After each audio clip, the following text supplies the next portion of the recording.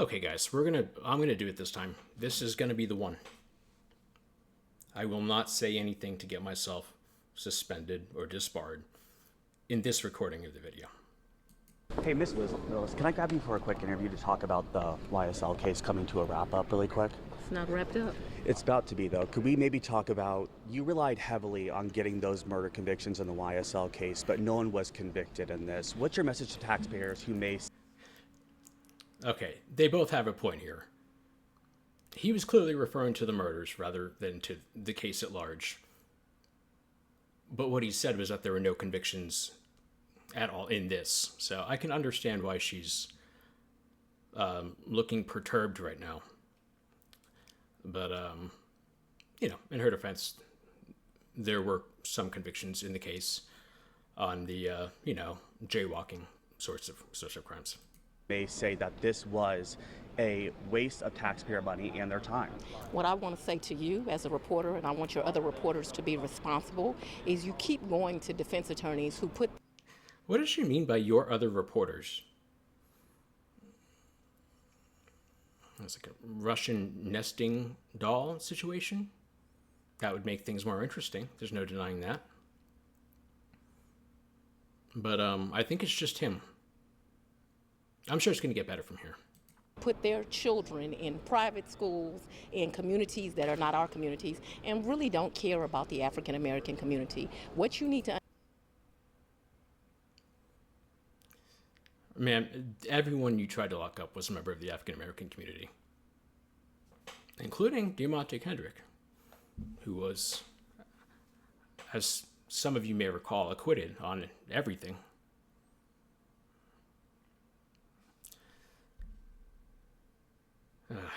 Need to understand is there were 19 convictions, 7...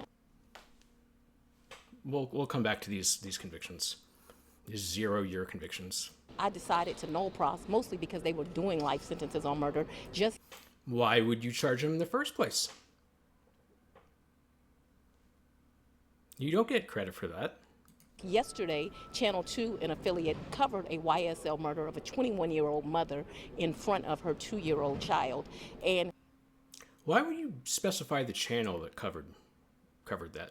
It's not really relevant or germane to the broader point, first of all. Second of all, that would be the person, you want to stop that from happening. So whoever that guy was, that would be somebody you target. Not, for example, the Grammy Award-winning musician who lives in California. That said, I'm sure she's going to segue into a very normal thing from this premise. And go look at the statistics. Crime is down. Let's go back, because I'm sure that didn't make sense to anybody else. Channel 2, an affiliate, covered a YSL murder of a 21-year-old mother in front of her 2-year-old child. And go look at the statistics. Crime is down. Okay, so just disregard the murder of the mother that you just mentioned in this same sentence? Okay. So what taxpayers that I say, what my constituents say who just voted me by 68% is... Let's go into that. This, hold on one second. Here we go. These are the election results, the most recent election results with county-wide turnout. Here, let's see if I can make it a little bigger.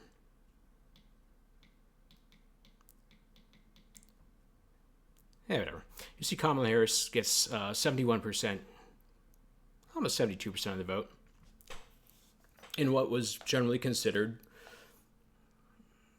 not the outcome for which she was hoping, nationwide at least. And I don't mean that as a slight either way. It's just, I think all would agree that she didn't have the outcome she wanted. And Willis underperformed her by what, 3 and change %.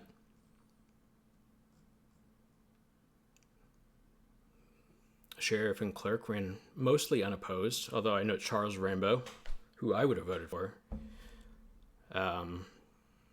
did have a strong write-in campaign, but she was the worst performing Democrat on the ticket as far as countywide results go.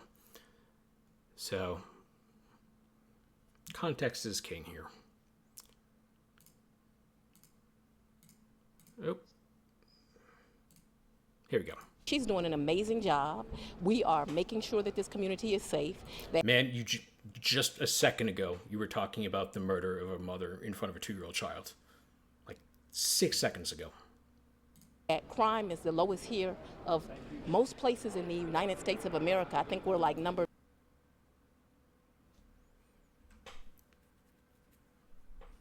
I don't know what that means.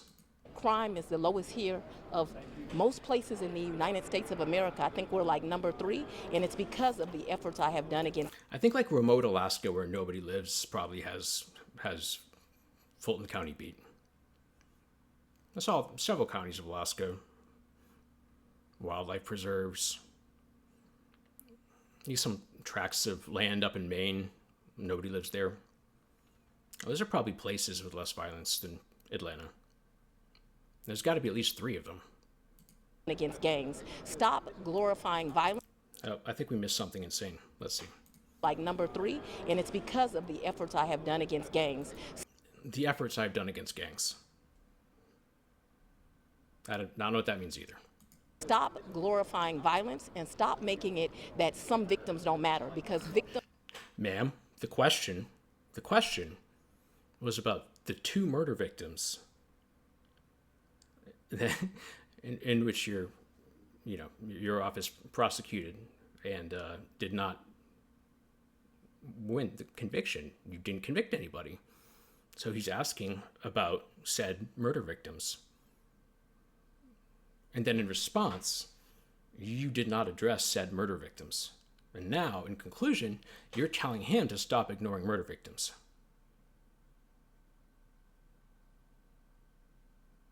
I don't have anything else. Victims of all races, of all socioeconomic status, matter. So stop talking to attorneys that don't. Yeah, don't talk to defense attorneys. Talk to the prosecutors who don't get the convictions and ask them. Live in Fulton at all. They live in safe neighborhoods. Their children go to safe schools. My children in these communities, they matter too. Respect. And now we're back to children being in danger. So this is what happened here. We have the mother was murdered.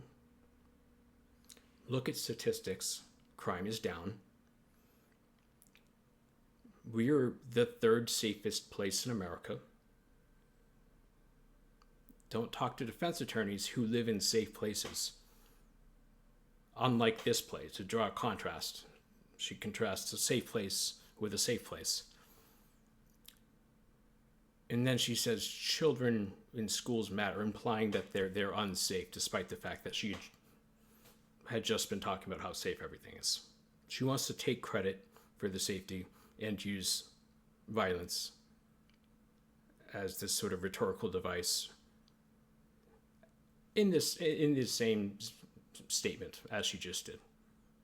She believes in nothing. She will use anything. That's what that means. And I'm sorry, I don't live in Fulton County. I live in Los Angeles County. And the corruption and misconduct was so obvious, I had to go over to Atlanta. I don't know if that helps your case, though. Respectfully, Mr. Look at this cameraman. He's doing great work. Getting right in there. I like the water bottle. Well, as I asked you about the 2 murder convictions that never came through, what's your message to taxpayers and to the taxpayers that may have... My message to taxpayers is it was an amazing... I'm sorry, I wasn't ready. I wasn't ready yet. And to the taxpayers that may have... My message to taxpayers is it was an amazing time. We had 19 convictions. The community... It was an amazing time. What a time to be alive. You and yours versus me and mine. Her dress really is on backwards. I wouldn't have noticed it, but people have pointed this out to me.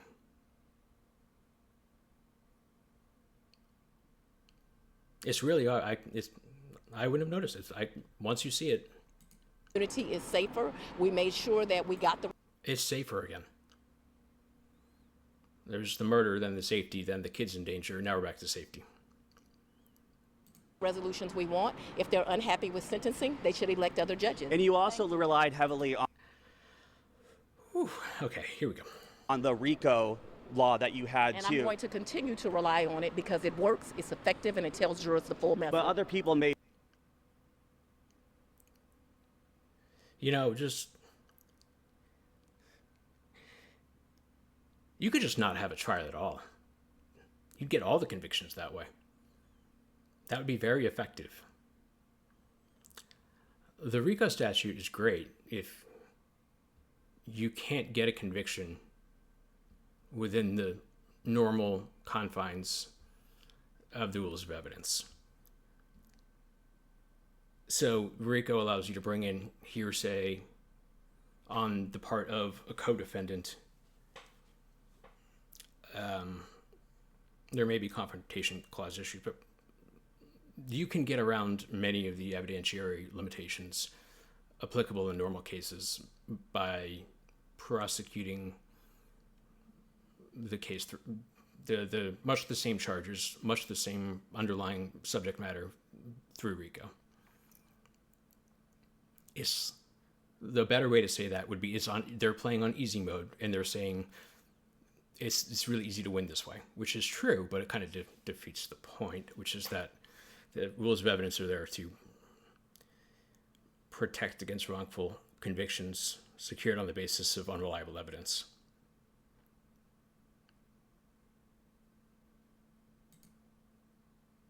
Play. people may say with the other people that it Other wasn't people effective. weren't elective as a DA. Unfortunately.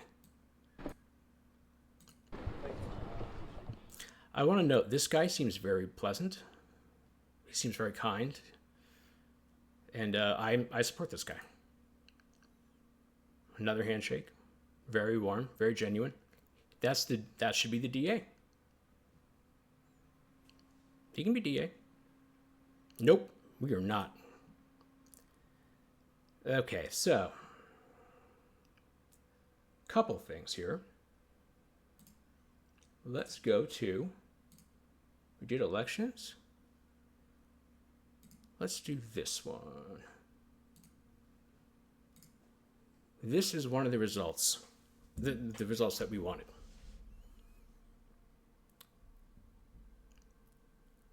I don't know whose idea this was. Defendants filed a motion to vacate void sentence, alleging that the sentence imposed by the sentencing court is void, as it exceeds the statutory maximum allowed for that offense. Defendant is correct. Interesting thing, the sentencing court, Judge Glanville, imposed the sentence that was specifically requested by the prosecutor. So that wasn't an exercise of Judge Glanville's discretion. That's not an elect a different judge problem. That's the prosecutor gave the judge the wrong information problem. And in fairness to Judge Glanville, he actually did catch, he had already knocked out one problem, and then this one, it snuck by him, but in his credit, he did forestall one problem. He just didn't catch them all. So that was nonsense. Now, one last thing. I'm going to do a separate video at some point, probably the next day or two, discussing some of these issues more broadly, more generally. But this is the last one we're going to do. Oh, wait. Actually, let's do this one first.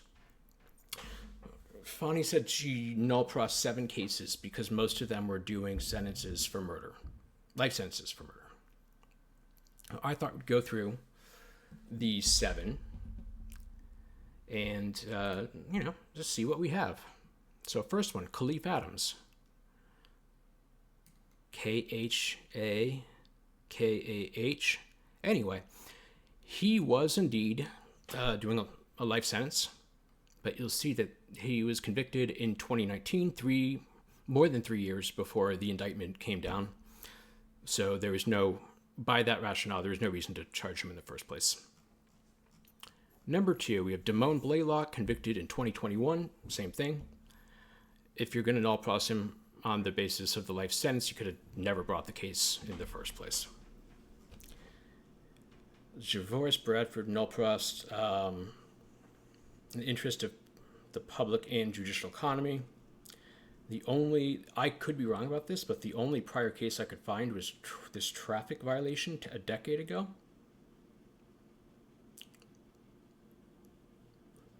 And he was null pros on a murder count.